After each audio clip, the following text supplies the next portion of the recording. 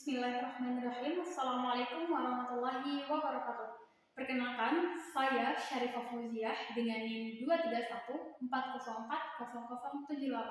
dari kelas 23 MTKC. Baiklah, di sini saya akan menjelaskan mengenai materi sudut antara dua garis, kemudian jarak antara sebuah titik pada sebuah garis. Baiklah, untuk pertama yaitu sudut antara dua garis pada bidang. Baiklah, bisa dilihat pada gambar.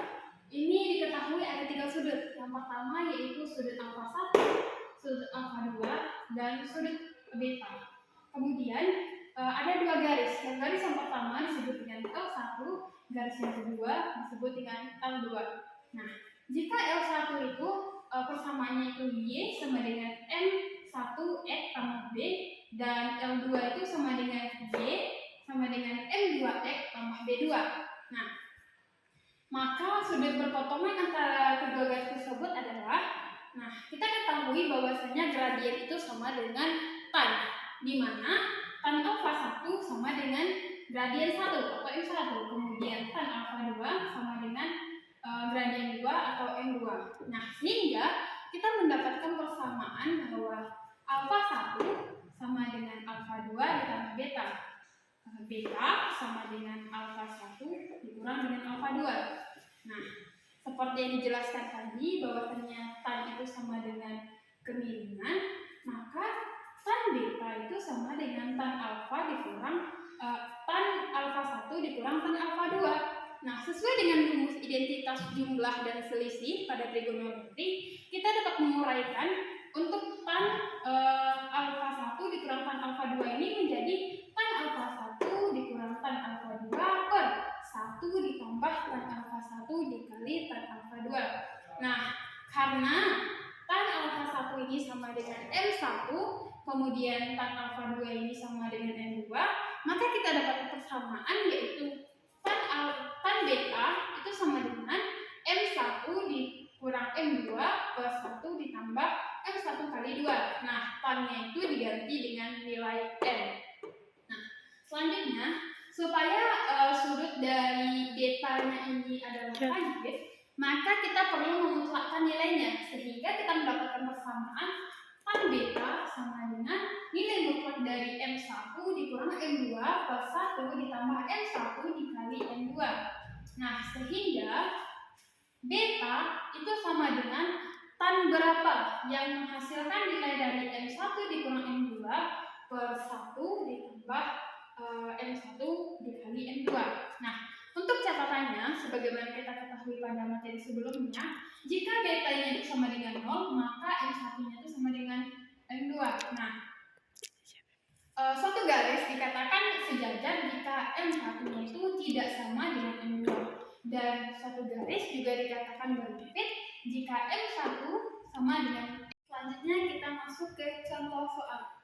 Kita punya soalnya yaitu tentukan persamaan garis lurus yang melalui titik A 2,1 dan mengambil sudut yang besarnya 45 derajat dengan garis 2x ditambah 3y ditambah 4 sama dengan 0. Nah, penyelesaiannya bisa kita lihat pada gambar.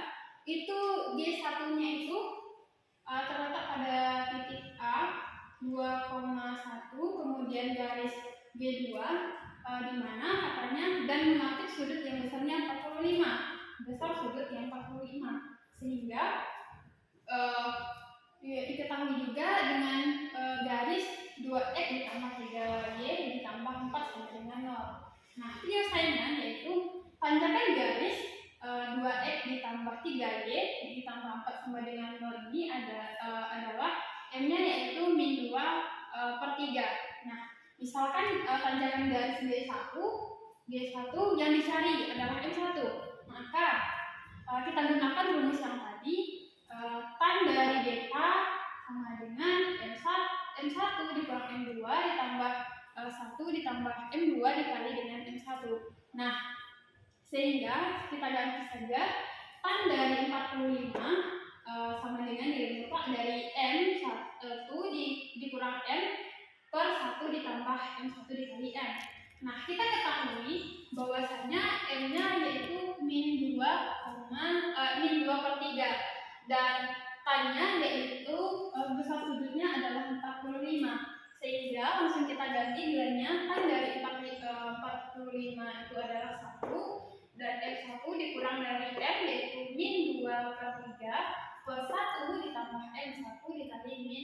2/3. Nah, sehingga kita mendapatkan nilai min dikali min adalah plus, dan plus dikali min adalah min.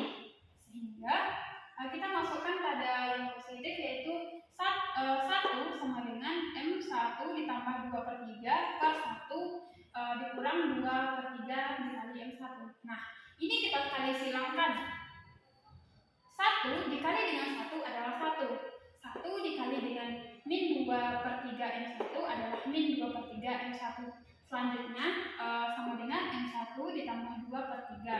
Nah, karena di sini ada dua suku, kita samakan terlebih dahulu sukunya, yaitu 1 karena 2/3 ini bernilai positif, ketika kita luaskan menjadi negatif. 1 dikurang 2/3 sama dengan M1 karena ini negatif, ketika dipindah luaskan menjadi positif. M1 ditambah 2/3 M1. Nah, untuk menyelesaikan pengurangan berikut, kita harus sama-sama mensamakan penyebutnya terlebih dahulu, yaitu sama-sama per 3. Sama 3. Jadi 3/3 dikurang 2/3 hasilnya yaitu 1/3. Hasilnya adalah 1/3. Nah, 1/3 berdasarkan dengan ini kita samakan mobilnya, hasilnya itu 5/3 M1. Sehingga M1 itu sama dengan, ini bisa kita coret, M1 itu sama dengan 1/5. Selanjutnya untuk nilai negatif, yaitu 1 nilai tan dari 45 adalah 1 sama dengan min M1 ditambah 2/3 per 1 dikurang 2/3 M1. Nah, kita bisa lihat di sini, ketika min positif hasilnya adalah min, dan min ketemu dengan positif hasilnya adalah min. Nah, kemudian kita pindah luaskan ini ke sebelah kiri, sehingga 1 dikali 1 yaitu 1, kemudian 2/3 gradien 1 itu hasilnya adalah min 2/3 gradien 1 sama dengan min M1 per 2/3. Sehingga kita samakan penyebutnya, kita pindah luaskan. Jadi 1 ditambah 2/3 sama dengan min M1 ditambah 2/3 M1. Sehingga seperti sebelumnya, kita samakan penyebutnya, 3/3 ditambah 2/3 yaitu hasilnya 5/3. Kemudian ini min 1/3 M1, sehingga nilai M1 nya adalah min 5. Kita mendapatkan nilai 1/5 dan min 5. Nah, jadi persamaan garis D1 adalah garis gradien dengan 1/5 dan melalui titik A 2,1, di mana 2 ini merupakan X1 dan 1 ini merupakan Y1. Di persamaan gradien kita menggunakan rumus Y dikurang Y1 sama dengan M1 dikali X dikurang X1. Nah, tinggal kita masukkan Y dikurang, ganti Y nya dengan 1, kemudian M nya itu 1/5, kemudian X dikurang X1 adalah 2, sehingga kita memperoleh nilai 5Y dikurang 5 sama dengan X dikurang 2. Ketika kita pindah luaskan, itu menjadi X dikurang 5Y ditambah 3 sama dengan 0. Selanjutnya kita masuk pada persamaan garis G2, adalah garis dengan gradien M sama dengan min 5 dan melalui titik A, 2,1, di mana X1 nya adalah 2 dan Y1 sama dengan 1. Kemudian kita ganti nilainya, yaitu Y dikurang Y1 sama dengan M1 dikali X dikurang X1. Y yaitu 2, Y yaitu 1, kemudian M nya itu min 5, kemudian X1 nya adalah 2. Sehingga kita mendapatkan persamaan 5X ditambah Y dikurang 11 itu sama dengan 0. Nah, jadi persamaan yang terbentuk pada garis lurus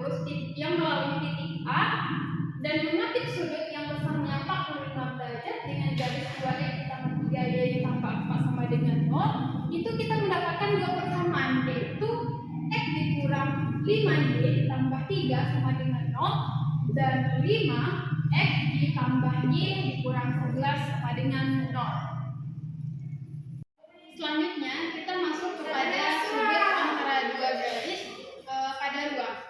Pada ruang kita menggunakan rumus cos theta sama dengan A1 dikali A2 ditambah B1 dikali B2 ditambah C1 dikali C2 berakar dari A1 kuadrat tambah B1 kuadrat ditambah C1 kuadrat dikali dengan A2 kuadrat ditambah B2 kuadrat ditambah C2 kuadrat. Sehingga kita bisa membahas soal. Di sini kita punya soal dengan sudut-sudut antara garis H, X, Y, Z 1, 2, dan 0 ditambah lambda 2, min 1, 2 dan garis K-nya yaitu X, Y, Z sama dengan 2, 6, dan 3. Sehingga kita mendapatkan kita ketahui bahwasanya A1-nya adalah 2, B1-nya adalah min 1, dan C2-nya adalah 2. Dan untuk B2